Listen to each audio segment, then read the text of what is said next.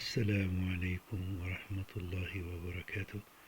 This is Dr. Bahir Fuad, and the subject today is some useful information about the Hadeeth, the saying of Prophet Muhammad sallallahu alaihi wasallam. Some people hesitate in accepting the Hadeeth, citing some objections. For example, many of the Hadith were not written at the time of the Prophet, and how do we know for sure that the narrator is telling us what the Prophet actually did say? Or there are many tabaqat, layers. For example, a person heard it from this person, until it reaches the Prophet ﷺ. And how can we be sure that these are truly the words of the Prophet ﷺ? Or some people say, we have the Quran, it is the words of Allah, it has been safeguarded, no alterations in it, it's enough.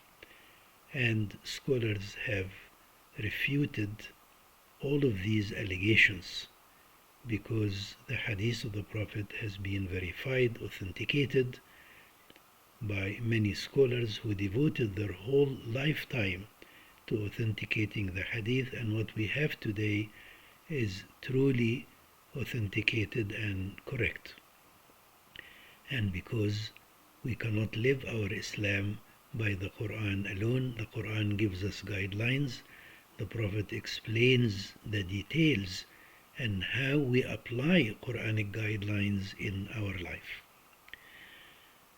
Then I want to relate some useful information about the Hadith. First, there is something called sanad, and then something called mat. Sanad is the series of narrators who related the Hadith after the Prophet ﷺ. And matn is the words of the Hadith. Both of them have been authenticated. Then types of Hadith. There is a Hadith Nabawi. The words and the meaning are both from the Prophet ﷺ by inspiration from Allah Azza wa Jal. And then there is Hadith Qudsi. The meaning is from Allah, but the words are those of the Prophet. So we say Prophet Muhammad ﷺ related the saying after his Lord. Then there is a Hadith Mutawatir, meaning that the narrators are so many at every level of the Hadith that it is impossible that they fabricated or lied about this Hadith. And then there is a Hadith Ahad, that only one person or two persons or three persons narrated the Hadith at every level in this Hadith, reaching the Prophet ﷺ. Now, Hadith Mutawatir is not that many, and if it is present, it must be accepted, and ruling has to be followed. And examples is Hadith al-Hawd, the basin of the Prophet in paradise, Mas'h al-Khuffayn, wiping on the shoes, Raf'u al-Yadayni fi salah, raising the hands in prayer, and Naddar Allahu mri'in sami'a hadithan minna, may Allah allow the face of a person who heard a saying from us and narrated it as he heard it, beam with delight. A Hadith Ahad, as we said, it is only one or two or three at every level of the Hadith, and it is authentic Hadith, but it did not reach that degree of authenticity that Al-Mutawatir has reached it. And it could be a Hadith Mashhur, three people at every level, or Aziz, two people at every level, or Gharib, one person at every level. Then, is the Hadith accepted or not? Accepted Hadith either hadith sahih, authenticated, or hasan, very good, or da'if, weak. Obviously, as-sahih, al-hasan are accepted, and the da'if is not accepted as a ruling. Then examples of the books of hadith. The most important book of sahih hadith, authentic hadith, is Sahih al-Bukhari, followed by Sahih Muslim.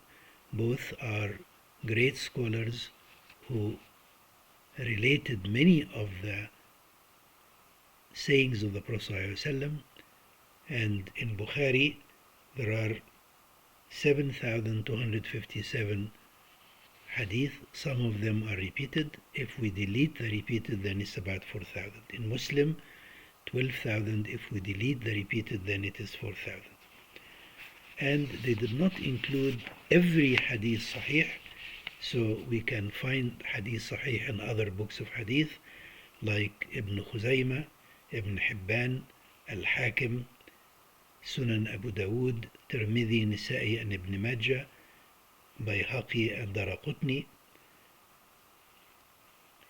Now the most accepted of Sahih is what both Bukhari and Muslim agreed upon, called Muttafaqun alayh. Then what Bukhari stated alone, and then what Muslim stated alone, then other books.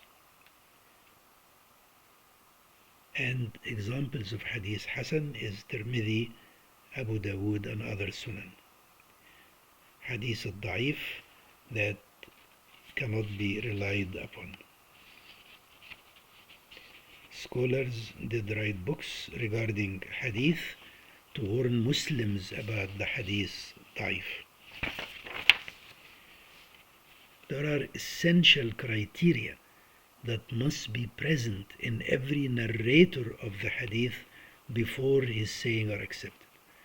First, he must be a Muslim, sane, of good mind, righteous, does not lie, good memorization, can understand and relate the Hadith. He heard the Hadith from the person that he said he heard it from, and the words do not cause any doubt that they are the words of the Prophet ﷺ, that the Hadith does not contradict any essential in the Quran or another authentic Hadith, and there is nothing that causes doubt before accepting the Hadith. And the narrator, when he got old, did not forget, or his memorization declined. So these criteria must be present in every narrator at every level of the Hadith before it is accepted. Then there are books that are written about the narrators. For example, Tabaqat ibn Sa'd. And he wrote the book about every narrator that lived at a certain period of time.